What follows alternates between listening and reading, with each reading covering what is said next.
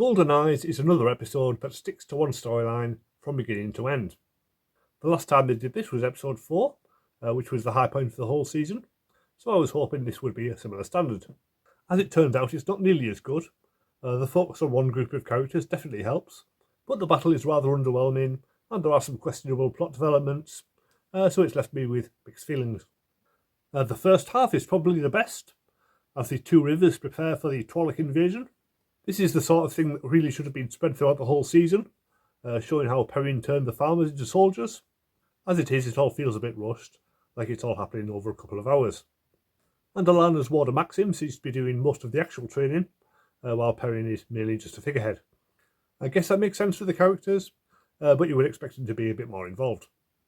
There are some good scenes with the regulars. Perrin tries to send Fael away, but she's having none of it.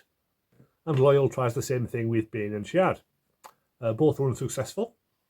But it does feel very much in keeping with the gender politics of the books, with the men always trying to keep the women out of danger, even when they're more than capable of dealing with it. And it's paid off later on, when we do see Perrin and Fael fighting side by side, which feels more intimate than their first kiss. The two Athans from season 1 are back. I'm not sure if they're still played by the original actors, as it has been 4 years. Aram is the important one, as there is a lot of focus on his journey from being a peaceful traveller to killing a Trolloc. At the end, it seems he's going to settle in the two rivers and become a blacksmith, which does seem a bit of an anticlimax. In the books, he becomes basically Perrin's second in command, so it seemed like they were setting him up to go the same way. Maybe that will happen next week. Also, Alana and Maxim get intimate for the first time since her other warder died.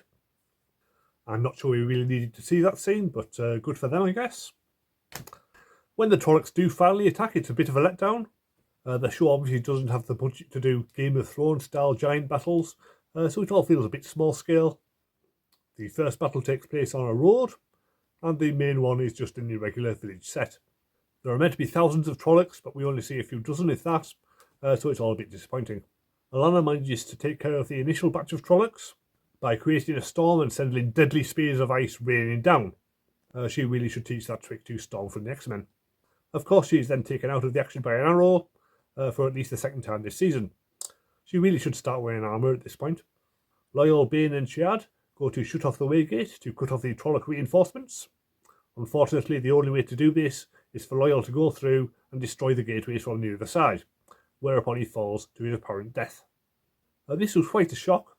In the books, he does make it to the end, although he doesn't really have much to do in the story from this point on. I guess they had to kill off one regular character to make the battle feel like it had a cost. At least he got to make a heroic sacrifice and save the day. But he will be a loss to the show.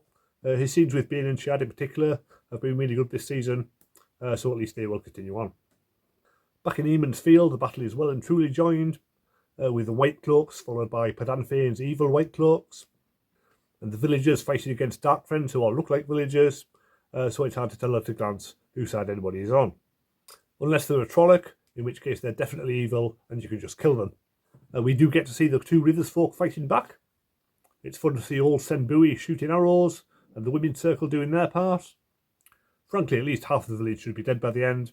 It's a miracle the body count isn't much higher. The most notable casualty is Eamon Valder, who gets burned to death by the Cawthon twins. His place as head evil White Cloak has basically been taken over by Padanfane anyway, so his time is really past. As for Padanfane himself, Perrin manages to stop the attack merely by threatening his life.